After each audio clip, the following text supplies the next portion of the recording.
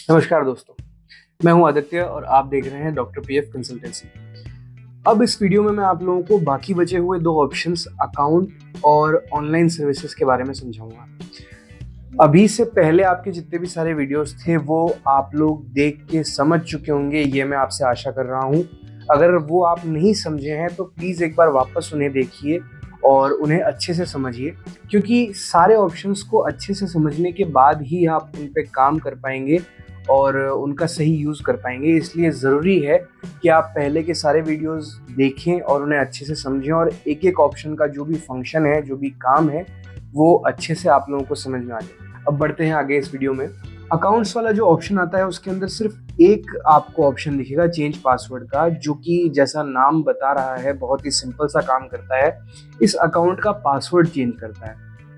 आपको अगर अपना पासवर्ड अभी वाला याद हो और आपको दूसरा नया पासवर्ड लगाना हो तो ये ऑप्शन यूज होता है, लेकिन अगर आप अपना पासवर्ड भूल चुके हैं और आपको नया पासवर्ड लगाना है तो वो यहाँ से नहीं होता है। उसके लिए हमने एक दूसरा वीडियो फॉरगॉट पासवर्ड के नाम से बना रखा है।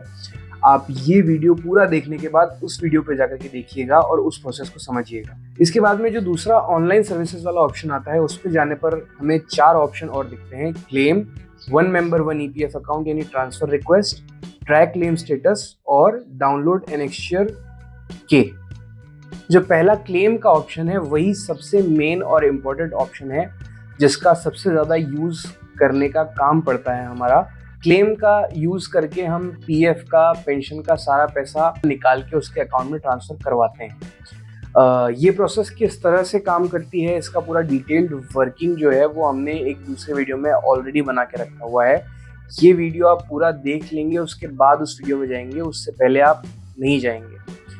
अब जो दूसरा ऑप्शन आता है one member one EPF account वाला यानी कि ट्रांसफर रिक्वेस्ट का, वो ऑप्शन बहुत ही इंपॉर्टेंट हो जाता है, क्योंकि उस ऑप्शन का यूज़ हम करते हैं किसी भी एम्प्लॉय के पीएफ अकाउंट का पैसा पुराने कंपनी से नए कंपनी में ट्रांसफ़र करने में।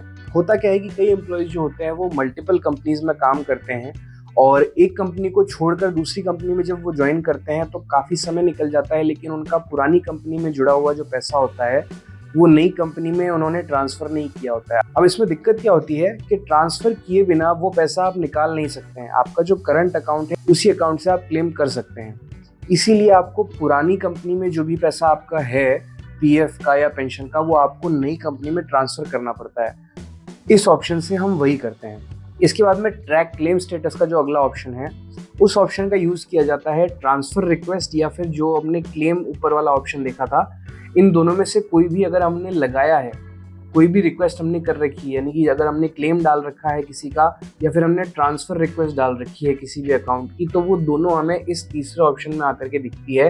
उनका स्टेटस दिखता है कि वो कहाँ तक पहुँची है, उनका क्या स्टेटस है, कितनी पूरी हो चुकी है और उनमें क्या क्या काम बाकी है। डाउनलोड एनेक्शियर के अंदर जो है ये ऑप्शन यूज़ किया जाता है ऐसे एम्प्लॉयज़ के लिए जो कि पहले किसी ट्रस्ट फंड कंपनी में काम करते थे या अभी अभी किसी ट्रस्ट फंड कंपनी को छोड़ करके अब किसी प्राइवेट लिमिटेड कंपनी के अंदर आए हैं। तो पुरानी कंपनी का जो भी उनका हिसाब किताब होता है वो इस ऑप्शन के थ्रू देखा जाता है, क्योंकि उनके लिए पासबुक में विजिबिलिटी नहीं होती है। यानी कि ट्रस्ट फंड वाली जितनी भी कंपनियां होती हैं उनका जो भी लेन देन पैसे का आपसे होता है वो पासबुक में विजिबल नहीं होता, वो यहाँ से विजिबल होता है और उसको यहाँ से देखा जाता है। तो ये ऑप्शन सिर्फ वही काम करता है। तो ये था वीडियो जिसके अंदर मैंने आप लोगों को समझाया बाकी लास्ट 2 ऑप्शंस का काम। और अब आप लोग वेबसाइट को लेकर के जो भी बेसिक काम है वो आप पूरी तरह से समझ चुके होंगे। अगर आप नहीं समझे हैं तो इस वीडियो को दोबारा देखिए, अच्छे से देखिए और उसको समझिए।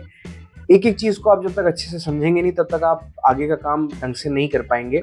इसलिए मैं आशा करता हूँ कि आप प्रॉपरली हर वीडियो को देखेंगे और उसको समझेंगे और फिर आगे बढ़ेंगे।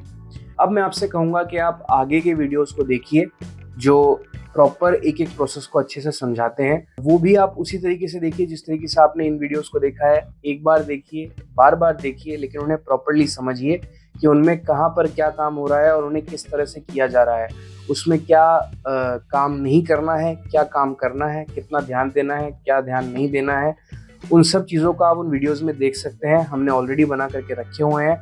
इन वीडियोज़ को देखने के बाद आप उन वीडियोज़ पे जा सकते हैं।